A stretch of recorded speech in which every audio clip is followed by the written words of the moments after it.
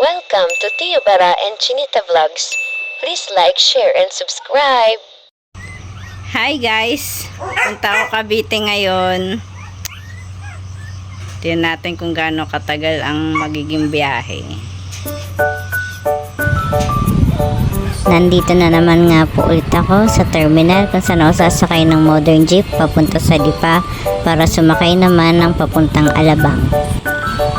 Medyo madami na nga pong tao nung dumating tayo dyan, kaya tingnan natin kung makakasama pa tayo sa mga makakasakay. So bumaba muna kami kasi puno na yung bus. Malayo-layo pa yung biyahe pag tinuloy.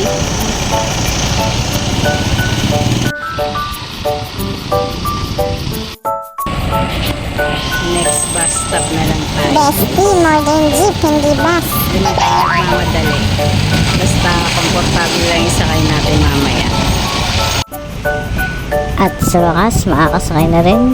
This is it. Mahaba-haba pa ang ating ibabiyahe.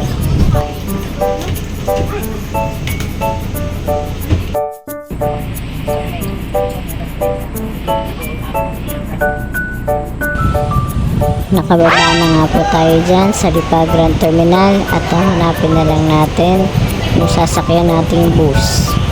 Ganito nga po ang itsura ng terminal dito. Marami po mga paninda sa gilid na pwede mo ipampasalubong sa mga pupuntahan nyo. At napakalawak po nito. Marami din pong iba't ibang biyahe na masasakyan. Mamimili na lang po kayo.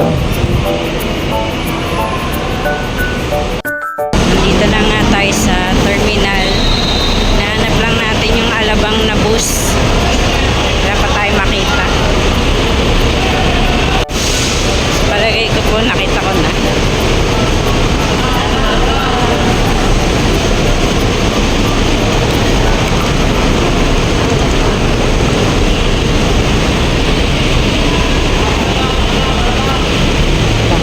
Ito nga po ang tao nung tayo nakaakyat ng bus at ito nga ang napili natin pwesto sa may tabi ng bintana. So guys, nakasakay na tayo ng bus papuntang Alabang. Medyo inabot na nga tayo ng lunch. Magtitiis na tayo ng gutom sa Molino na lang tayo kakain. See you later. Flex lang po natin kung nakita nating bus. Wala po dito sa Lipa, may biyahe na po diretsong Lubo.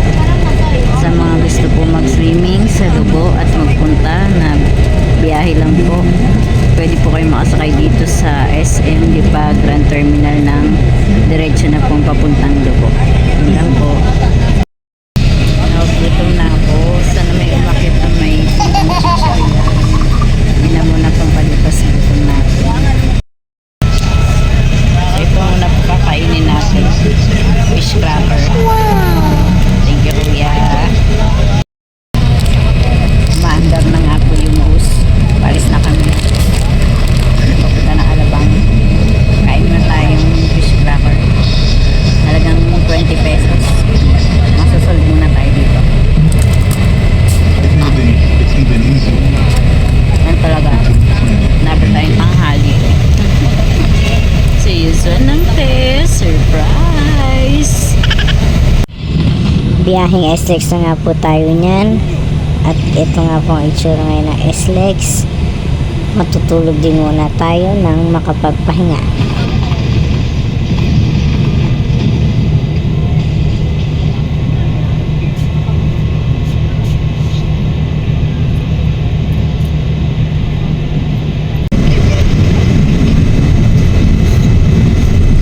Palagay ko ay nasa Alabang na po tayo.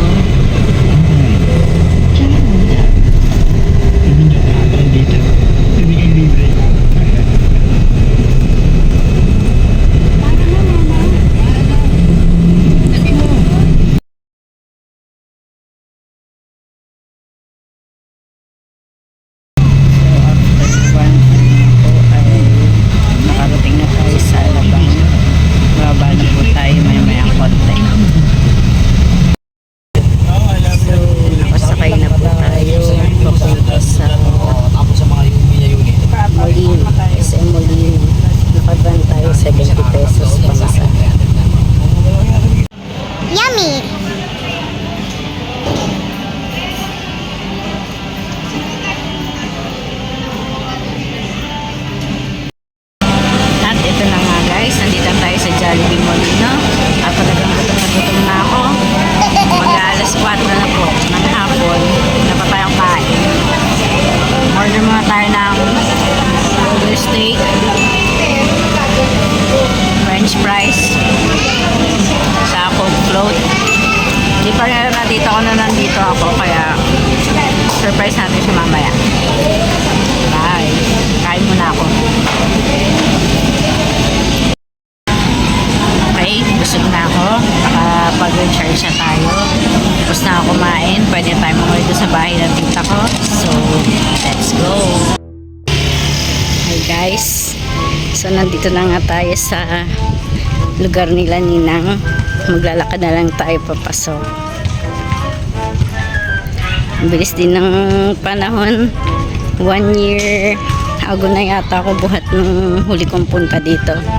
Birthday din ng pamangkin ko. So, habang naglalakad, share ko lang yung mga naging challenge natin sa daan. My goodness.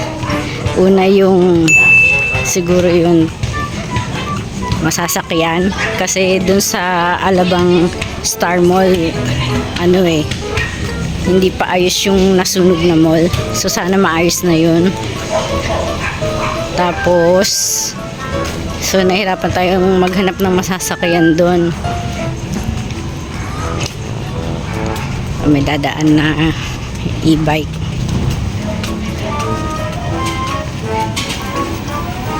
So yun nga, pero may tukoy naman tayo dun na masasakyan, so okay lang. So number 2, yung traffic. Kasi sa atin dun sa Batangas maluwag yung daan, so hindi na tayo masyadong sanay dun sa traffic. Naiinip na tayo, but anyways okay lang naman, carry pa. Pero yung pinaka-challenge natin guys, yung tawag dito, saan ba tayo dadaan? Dito na lang para hindi masyadong kita. Pinaka-challenge natin dito guys, yung pamasahe. Hindi tayo marunong sa minimum fare kasi yun nga, hindi tayo nagkukumpara, nagsishare lang. Kasi nga sa Batangas sobrang lawak ang daan, wala yung minimum fare. Kunwari 35 pesos, mga ganyan, 30 pesos. Tapos kung ano man tricycle, 50 pesos, 40 pesos, ganun. Kaya ting sasakay tayo ng jeep, nahiya tayo dun sa driver. Magkano po ang minimum fare?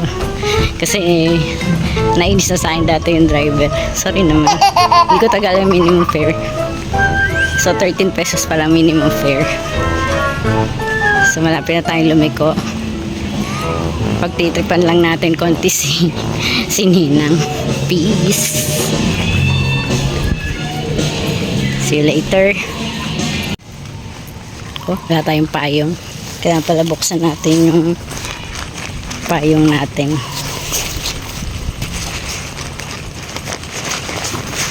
Lock, nakalock. Wait lang. Nagtakip tayong payong kasi wala talaga silang idea na dadating ako. Umatas lang na sasakyan. Anong oras na?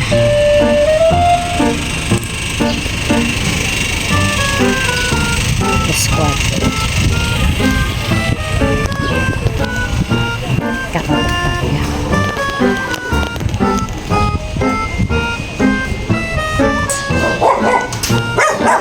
Parcel po.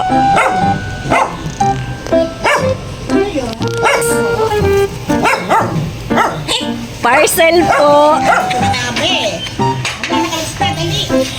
Asan na? Ah, nakaalis na. Hindi kami nag-abot ng tita ko. Ito si Ninang Beko. Nagbablog ako. Magkaiba kami ng dinaanan. Kung pala doon ako sa harap dumaan, nagkasalubong kami. Sabi niya kasi 4:30 pa siya lalabas eh. Kung doon ako sa kabila dumaan, nagkita kami. At dahil dyan, nandito na po yung tita ko na ipaprank ko dapat. Mission failed. Kinabukasan nga ay mismong araw na ng birthday ng pamangkin ko. Kaya pumunta na kami ng mall para bilhin yung mga kailangan pa namin. Ang ganda na, Paskong Pasko na.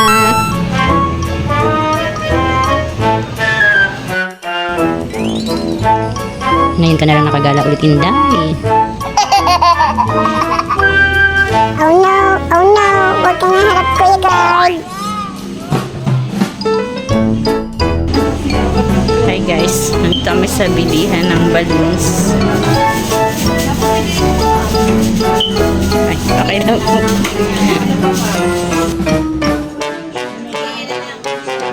Pink na may heart.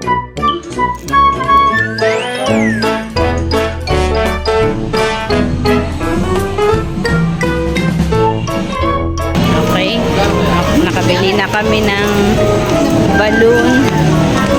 Hahanap naman kami ng ice cream cake.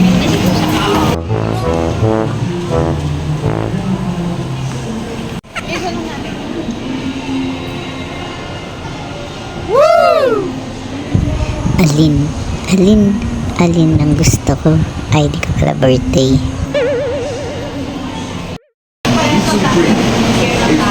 Thank you, Cousin Street.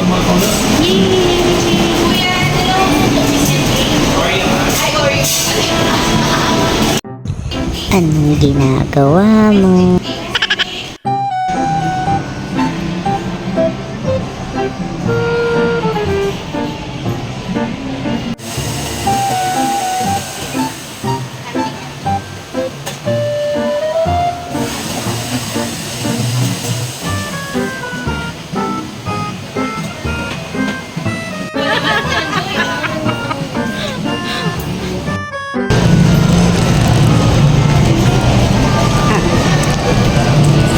Dami ko pinamili. Dadalhin ko na lahat sa Batangas. Sawa kayong dalawa.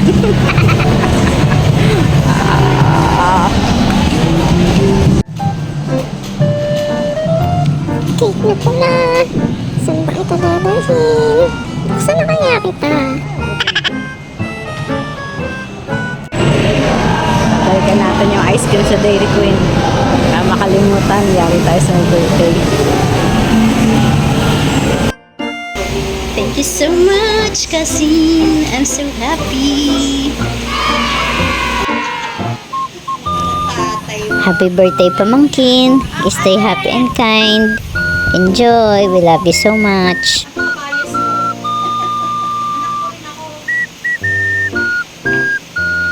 Baba mo muna yung board na happy birthday ni.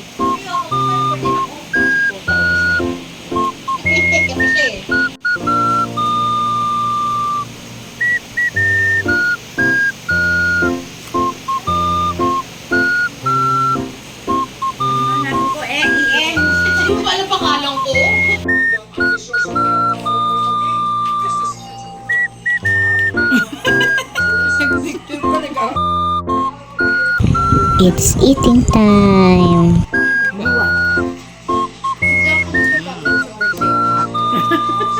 Tagal na kayang hindi. Diba? Kailan yung last?